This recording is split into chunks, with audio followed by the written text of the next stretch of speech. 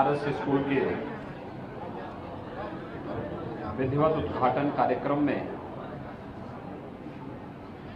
मंच पर उपस्थित प्रदेश सरकार में मेरे सहयोगी मंत्री श्री अनिल राजभर जी, श्री रविंद्र जायसवाल जी, श्री दयाशंकर मिश्र दयालु जी, राष्ट्रीय स्वयंसेवक संघ के क्षेत्र कार्यवाह श्री वीरेंद्र जायसवाल जी,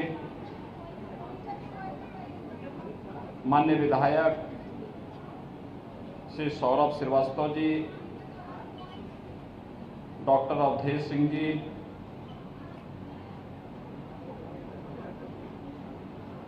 नील रतन पटेल जी, टी राम जी, चंचल सिंह जी, विद्यालय के प्रबंधक श्री आयुष जायसवाल जी, आरएस स्कूल और उससे संबद्ध विभिन्न संस्थाओं से जुड़े हुए सभी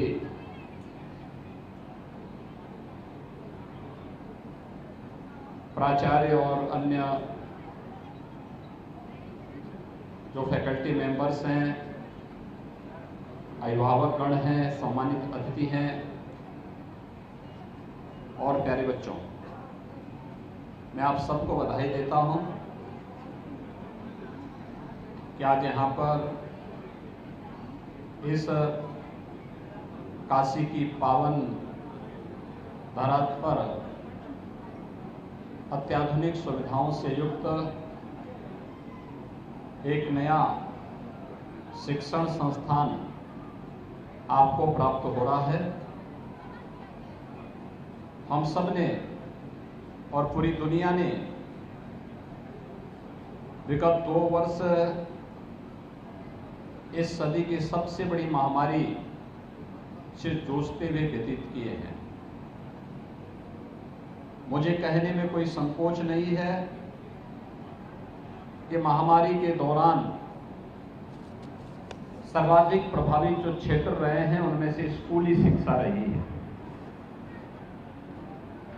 स्कूली बच्चे कोरोना महामारी के भय से और सरकारों के द्वारा जो अलग अलग अभियान चलाए गए उसके कारण स्कूल नहीं जा पाए।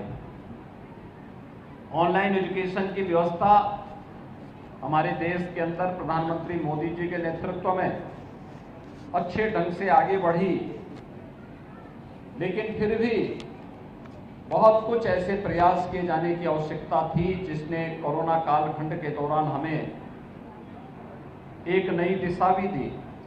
टेक्नोलॉजी के प्रति हम सब का एक नया रुझान उस दिशा में हमें सोचने के लिए मजबूर किया और यही कारण रहा है कि हम लोगों ने स्नातक और परास्नातक के सभी छात्रों को टैबलेट और स्मार्टफोन देने का निर्णय किया और इस पर हम लोग युद्ध स्तर पर कार्य भी कर रहे हैं। कोरोना कालखंड में जब समाज एकजुट होकर के कार्य करता है, नेतृत्व के प्रति पूरी आस्था और निष्ठा रख करके उनके लीडरशिप में कार्य करता है, तो परिणाम भी उतने ही अच्छे होते हैं। कोरोना में आपने देखा होगा पूरे देश ने प्रधानमंत्री मोदी जी के नेतृत्व में काम किया। फ्री में टेस्ट, फ्री में उपचार, फ्री में वैक्सीन और जरूरतमंदों को फ्री में राशन की सुविधा भी सरकार ने उपलब्ध करवाई। आज आपने सुना होगा कि धीरे धीरे करके हर एक एज ग्रुप को कवर करने और जिन लोगों ने वैक्सीन ले लिया है उन्हें बूस्टर डोज देने के लिए भी सरकार के स्तर पर प्रभावी कदम उठाए गए हैं। पहले चरण में आपने देखा होगा जितने सीनियर सिटीजन्स थे, हेल्थ वर्कर्स थे, कोमॉर्बिड पेशेंट थे, उन सभी लोगों को पहले चरण में इसके लिए दिया गया था। दूसरे चरण में 45 वर्ष से ऊपर आयु वर्ग के लोगों को लिया गया। बाद में इस को लगातार बढ़ा करके 18 वर्ष से ऊपर के सभी आयु वर्ग के हर वयस्क नागरिक को वैक्सीन फ्री में देने की व्यवस्था की गई। फिर 15 से 17 आयु वर्ग के लोगों को, फिर 14 से 16 आयु वर्ग के सभी बच्चों को वैक्सीन देने की कार्रवाई हुई। 12 से 14 को देने की कार्रवाई वर्तमान में चल भी रही है। और आज आपने देखा होगा कि 5 वर्ष से लेकर 14 वर्ष के बच्चों के लिए भी अब वैक्सीन की डोज उपलब्ध करवाने की कार्रवाई को सरकार आगे बढ़ा रही है। भारत अकेला देश है इतनी बड़ी आबादी के लिए फ्री में वैक्सीन की व्यवस्था कर रहा है। इस सरकार की लोक कल्याण के प्रति, लोक स्वास्थ्य के प्रति प्रतिबद्धता को दिखाता है। लेकिन सरकार के जो प्रयास हैं इसमें जैसे हेल्थ वर्कर्स, कोरोना वॉरियर्स ने मिलकर के कार्य किया है, ऐसे ही शिक्षा के क्षेत्र में कोरोना कालखंड में यह देश दशकों बाद अपनी एक नई शिक्षा नीति को राष्ट्रीय शिक्षा नीति के रूप में लागू किया है। भारत की शिक्षा देश और दुनिया के लिए एक नई दिशा देने वाला हो। आज इस सत्र में राष्ट्रीय शिक्षा नीति हर शिक्षण संस्थान में लागू करने की कार्रवाई प्रारंभ हुई है और आरएस स्कूल और उससे जुड़े हुए इस प्रबंधन के अंतर्गत संचालित होने वाले अन्य जो संस्थान हैं, चाहे वह लॉ कॉलेज हो, फार्मेसी कॉलेज हो, बालिकाओं का कॉलेज हो, ये सभी संस्थान भी प्रबंधन की भावनाओं के अनुरूप राष्ट्रीय शिक्षा नीति के अभिप्राय को अंगीकार करते हुए उन्हें लागू कर पाएंगी। तो संस्थान आने वाले समय में वाराणसी में, पूर्वी उत्तर प्रदेश में और फिर उत्तर प्रदेश के अंदर एक मॉडल संस्थान के रूप में अपने को विकसित करने में सफल होगा।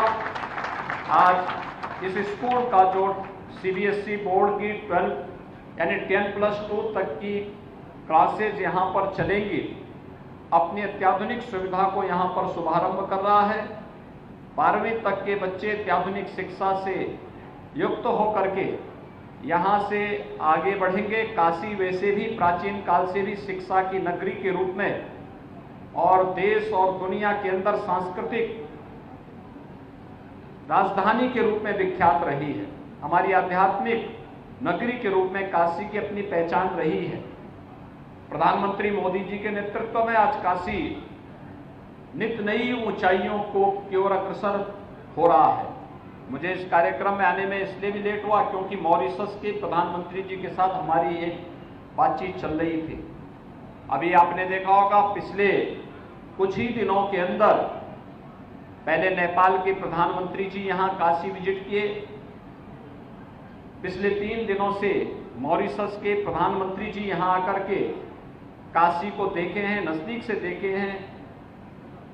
पूरे देश के लाखों की संख्या में श्रद्धालु आज काशी में आ रहे हैं। काशी को नए कलेवर के रूप में प्रधानमंत्री मोदी जी के विजन को यहाँ पर वास्तविक धरातल पर सफलतापूर्वक आगे बढ़ते हुए देख रहे हैं।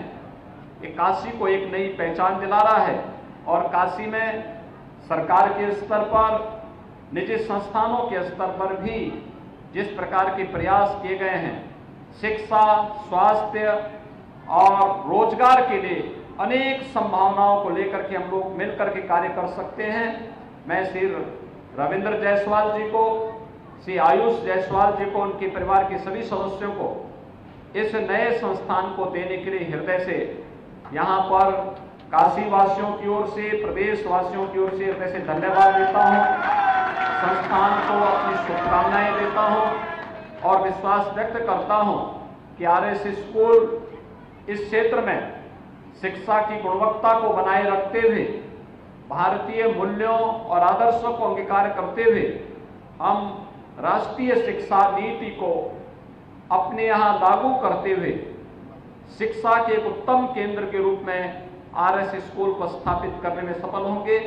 स्कूल के सफलता के लिए और इसके सफल आयोजन और इस कार्यक्रम को सफलतापूर्वक आगे बढ़ाने के लिए मैं हृदय से बधाई देता हूं, अपनी शुभकामनाएं देता हूं। आप सबके प्रति मेरी शुभकामनाएं। धन्यवाद। जय हिंद।